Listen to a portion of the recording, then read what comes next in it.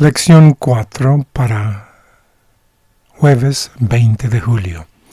Ahora salvados por Dios.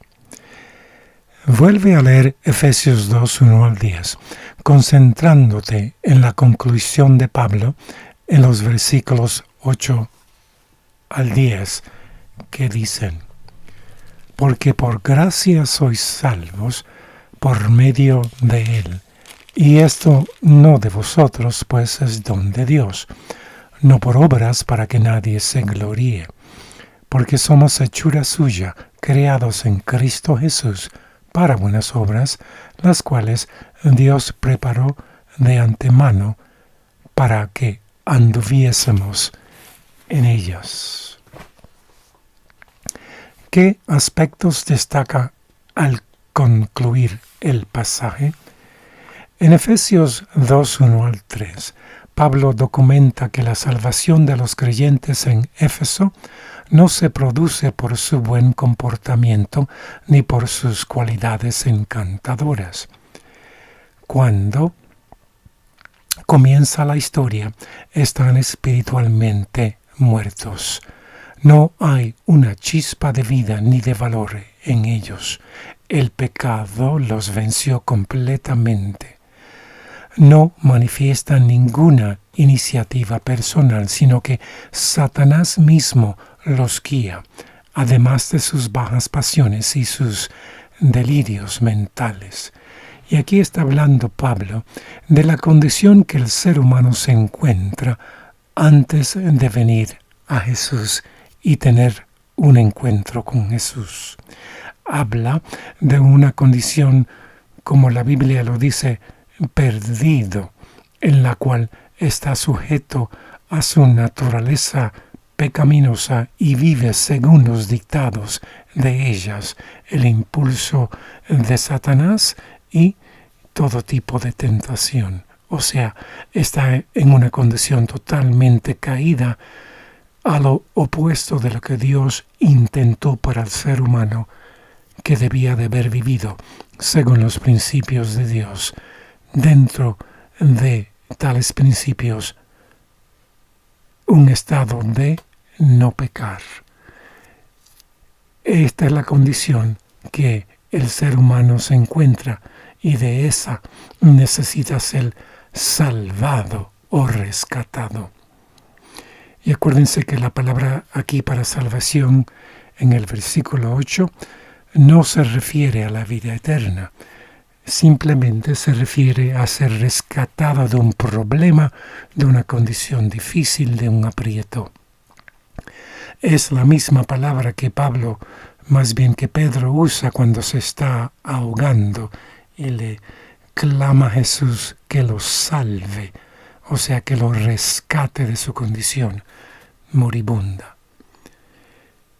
Sin saberlo, se encuentran en una situación mucho peor que la de carecer simplemente de vida espiritual o de virtud. Juntamente con toda la humanidad, son los enemigos del verdadero Dios y se encaminan hacia un día final de juicio divino. Son hijos de ira igual que los demás. En vez de estar arraigada en sus cualidades, su salvación se fundamenta en el inexplicable amor de Dios. O sea, la gracia de Dios basada en el amor viene en busca del ser humano que está perdido en sus pecados para salvar o rescatarlo de tal condición. Al igual como Pedro tuvo que ser rescatado cuando se estaba ahogando. Con misericordia y amor, Dios actúa en favor de ellos en Cristo Jesús, resucitándolos de la muerte espiritual. Mediante la intervención de Dios, experimentan un itinerario asombroso que sigue la trayectoria de Jesús mismo.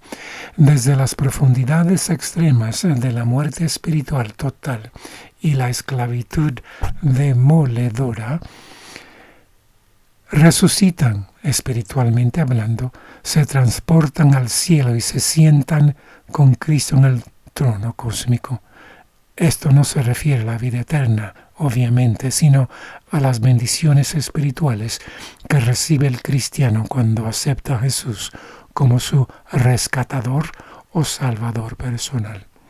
Sin embargo, esta intervención divina, similar a un rayo, no es un fenómeno momentáneo. Tiene poder de permanencia real, durabilidad eterna, porque Dios tiene la intención de mostrar su gracia hacia ellos en Cristo Jesús por toda la eternidad. En su conclusión de Efesios 2:1 al 10, en los versículos 8 al 10, Pablo retoma el tema con el deseo de asegurarse de que su argumento se mantenga firme.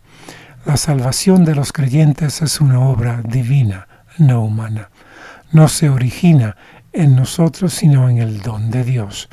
Ningún ser humano puede jactarse de haberlo provocado. Si permanecemos en la gracia de Dios, nosotros, los creyentes, somos pruebas vivientes de su gracia y solo su gracia. Somos sus obras maestras creadas por Dios en Cristo Jesús.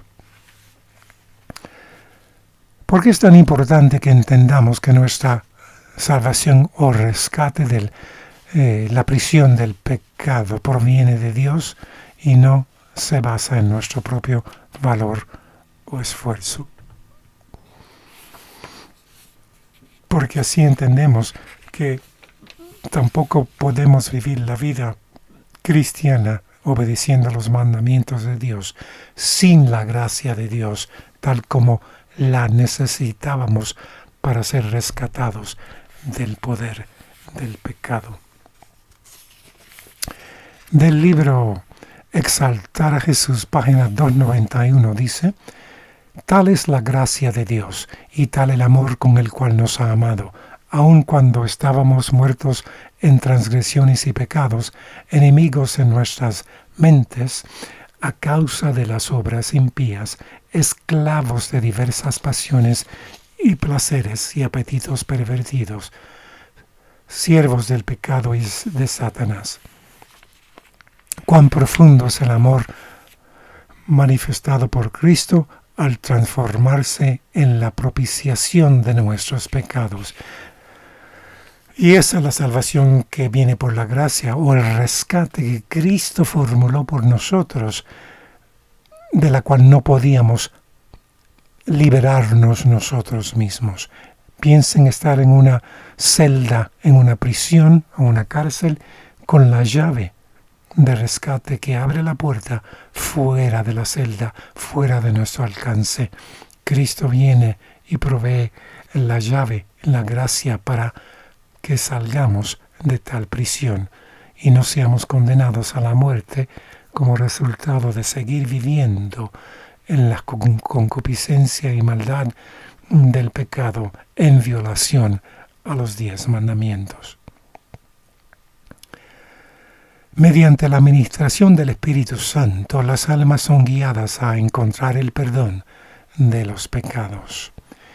Del Comentario Bíblico Adventista, tomo 7, página 954, dice: Dios revela en su palabra lo que puede hacer por los seres humanos, amolda y adapta de acuerdo con la semejanza divina los caracteres de aquellos que quieren llevar el yugo de Cristo. Y esto viene como resultado de haber sido rescatado por la gracia de la penalidad del pecado. Y ahora Cristo nos quiere transformar por esa misma gracia y la voluntad humana a un carácter semejante al de por el cual podemos ser idóneos para vivir eternamente. Por medio de su gracia son hechos participantes de la naturaleza divina, y así se los capacita para vencer la corrupción que hay en el mundo por la concupiscencia. Dios es quien nos da poder para vencer, ya que somos rescatados de la penalidad del pecado. Ahora tenemos que tener parte en ser rescatados diariamente del poder del pecado en la vida para que podamos ser vencedores, como dice Apocalipsis, y como resultado poder ser salvados o rescatados de este mundo finalmente de una forma eterna. Los que oyen su voz y obedecen sus mandamientos reciben el poder para formar caracteres rectos y así ser idóneos para el don gratuito de la vida eterna. Los que desobedecen sus órdenes explícitas formarán caracteres similares a las propensiones que fomentan.